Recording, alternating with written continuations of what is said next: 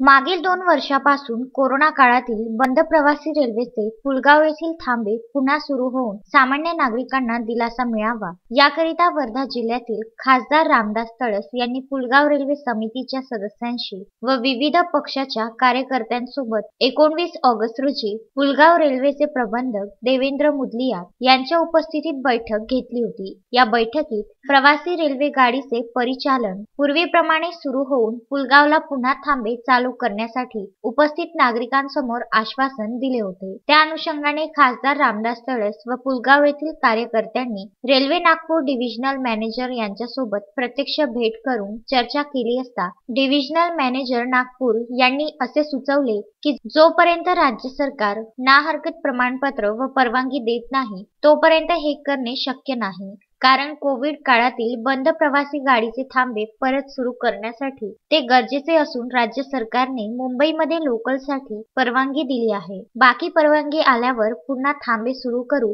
यावेळी पुलगाव येथील समितीचे सदस्य उपस्थित होते। पुलगाव रेल्वे स्टेशनवर आपण मीटिंग घेतली समितीची आणि कार्यकर्त्या लोकांची आणि रेल्वे विभागाची। त्यानंतर आपण डिव्हिजनल अधिकारी सोबत बोलणार होतो। त्यात काय झालं तुम्ही गेल्यावर?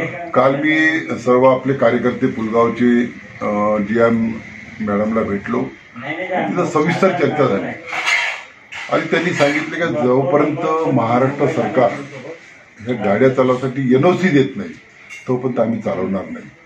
कारण आखरी महाराष्ट्रात जर गाड्या चालवायच्या असल्या तर एनओसी महाराष्ट्र सरकारचीच पाहिजे आणि त्या दृष्टीने आम्ही प्रयत्न करणार आहे। कालच्या मिटिंगचा आढावा घेऊन ते या संदर्भात महाराष्ट्र गव्हर्नमेंटला कळवणार आहे आणि केंद्र सरकारला कळवणार आहे। जसं आम्हाला एनओसी मिळाली तशीच आम्ही गाडी थांबवू। अश्विन शहा, विदर्भ न्यूज, पुलगाव।